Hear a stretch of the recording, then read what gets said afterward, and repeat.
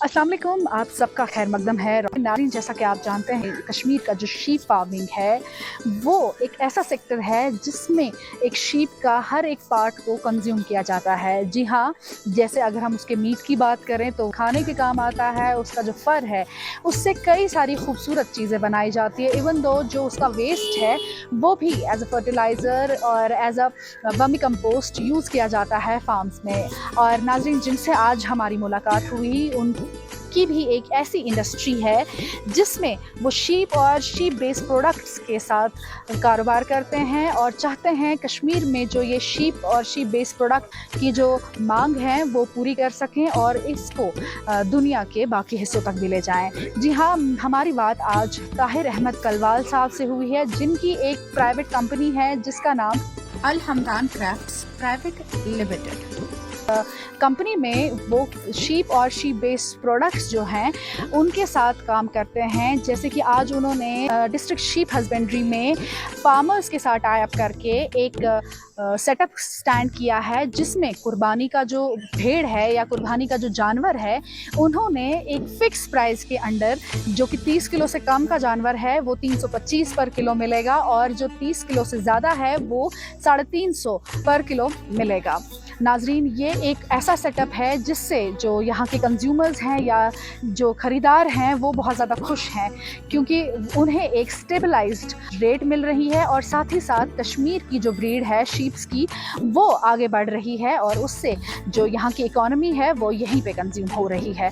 इसके अलावा उन्होंने अपने साथ बहुत सारे ना ही सिर्फ शीप फार्मर्स को अपने साथ टाई अप करवाया, उसके अलावा कुछ ऐसे का आर्टिजन्स भी उन्होंने अपने साथ जोड़े हैं अपनी इस कंपनी में, जो कि अपना फाइन आर्ट एंड क्राफ्ट को आगे बढ़ा रहे हैं और उन्हें इंशाल्लाह आगे भी ऐसे मौके मिलेंगे जिसमें वो अपना आर्ट शोकेस कर सकें।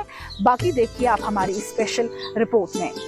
ताहिर साहब का मानना है कि जो चीज़ डिस्पोज ऑफ करने में या फिर वेस्ट हो जाती है, अगर हम ईद की बात करें तो सड़कों पे हमें कूड़े के ढेर में ये खालें देखने को मिलती हैं, या फिर पहले इससे अच्छी कमाई हो सकती थी लेकिन अब इसकी कीमत बहुत ज़्यादा कम हो गई है। उनका मानना है कि अगर इन चीज़ों को अच्छे से प्रोसेस करके खूबसूरत चीज़ें बना सकते हैं तो हम ऐसा क्यों नहीं कर रहे हैं। तो यही इनिशिएटिव लेके जो ताहिर साहब हैं आगे आए हैं और चाहते हैं कि इसके साथ जितने हो सके यूथ जुड़ जाएं ताकि इसको अपनी एक इकोनॉमी के तौर पे खड़ा कर सकें और एक ये जो कॉटेज इंडस्ट्री, फर कॉटेज इंडस्ट्री है, इसको आगे बढ़ाए, जो कि हजारों की तादाद में लोगों के लिए जो सेल्फ एम्प्लॉयमेंट है वो जनरेट कर सकती है। और उसके अलावा जो भी ये स्टार्ट करना चाहता है वो अपने साथ साथ और 100 लोगों को अपने साथ इस काम में जोड़ सकता है और अपने लिए बेहतर रोजगार बना सकता है।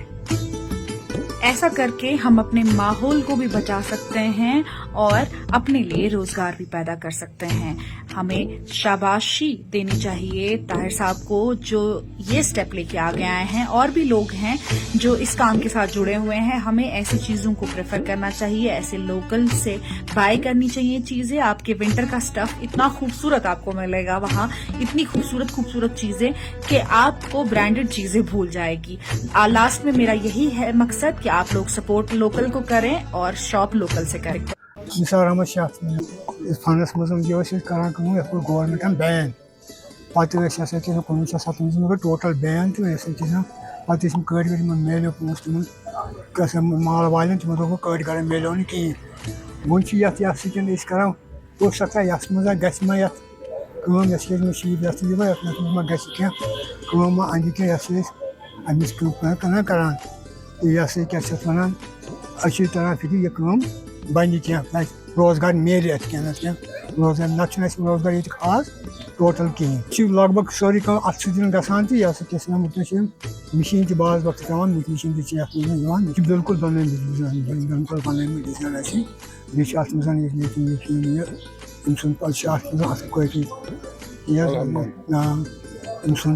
काफ़ी बिल्कुल बिल्कुल मुझे रोजगार मिल अत लगान 2 दह लगान 3 दह लगान लगान टाइम लगान यह नबर ग फॉरेन कंट्री मज गया फॉरेन कंट्री में अक्सर गया फॉरेन कंट्री में रूस गया जर्मन गया सही चीज क्वालिटी बनान वही जान गया बेहतर जान क्वालिटी तोड़ अत गया मशीन कुछ सात पे जरूरत ना अक्सर पहली ऑल ओवर इंडिया पहली फार्म बेस्ड कंपनी है जो प्राइवेट लिमिटेड कंपनी। कश्मीर का जो फार्म हम रिसाइकिल पे काम करते हैं वो कहीं पर गिनती में ही नहीं है। उसको अपग्रेड करने के लिए हमें इंफ्रास्ट्रक्चर चाहिए, जिसकी मेरी कोशिश है।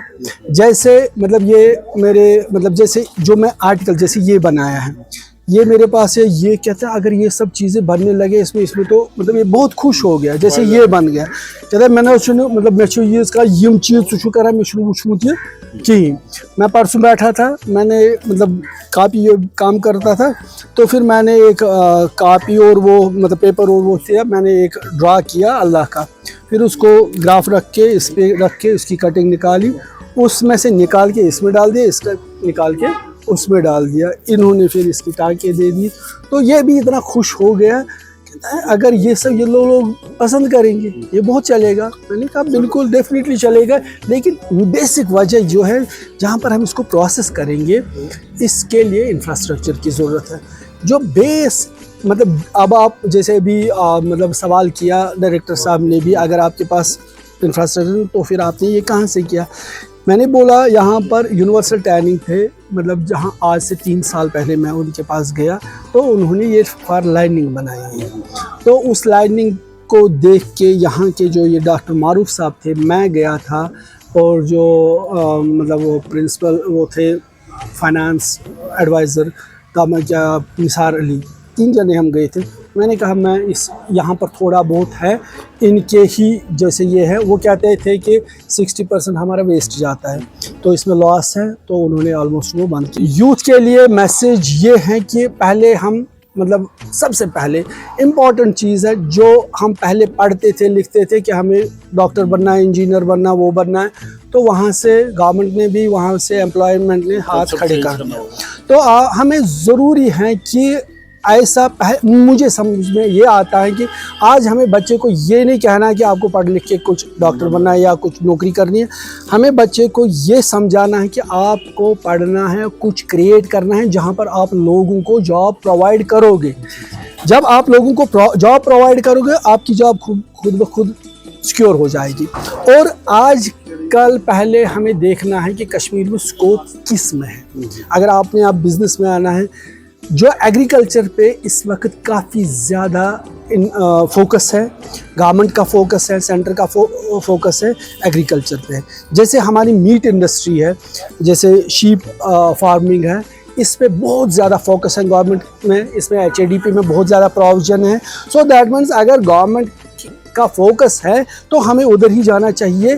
तो जो हमारी नई जनरेशन है एग्रीकल्चर में उनके लिए, but we have to create infrastructure. जो मुझे अभी तक लग रहा है HADP में कुछ खास इंफ्रास्ट्रक्चर अभी तक हम खड़ा नहीं कर पाए, तो जिसकी मेरी कोशिश है कि अगर मैं उसमें कंट्रीब्यूट कर सकूं उस इंफ्रास्ट्रक्चर को खड़ा करने के लिए। एंड आई प्रॉमिस, आज से 3 साल पहले जब मैंने इस प्रोजेक्ट की मतलब ये दे दी थी प्रेजेंटेशन LG सर के सामने, तो मैंने उस टाइम LG सर को यही बोला था कि मुझे आप इंफ्रास्ट्रक्चर दे दीजिए, मैं आपको इस वेस्ट से फॉरेन एक्सचेंज ला के दूंगा। मैं चाहता हूं कि इस इंडस्ट्री को हम आगे लेके जाएं, इस पे हम रोज़गार डेवलप कर सके, और इसमें मतलब वो जैसे हम और कोई इंडस्ट्रीज़ को देखते हैं उसके लिए हमें एक स्क्रू भी बाहर से लेना पड़ता है।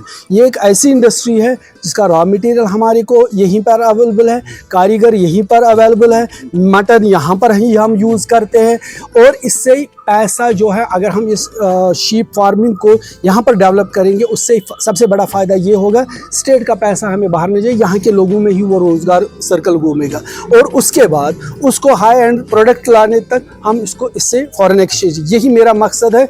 इसको एक चेन बनाना है, इस चेन को डेवलप करने के लिए मेरा कितना कंट्रीब्यूशन रहेगा उसमें जब तक गवर्नमेंट का सपोर्ट मेरे साथ नहीं रहेगा, मेरा ये खाली एफर्ट किसी काम का नहीं।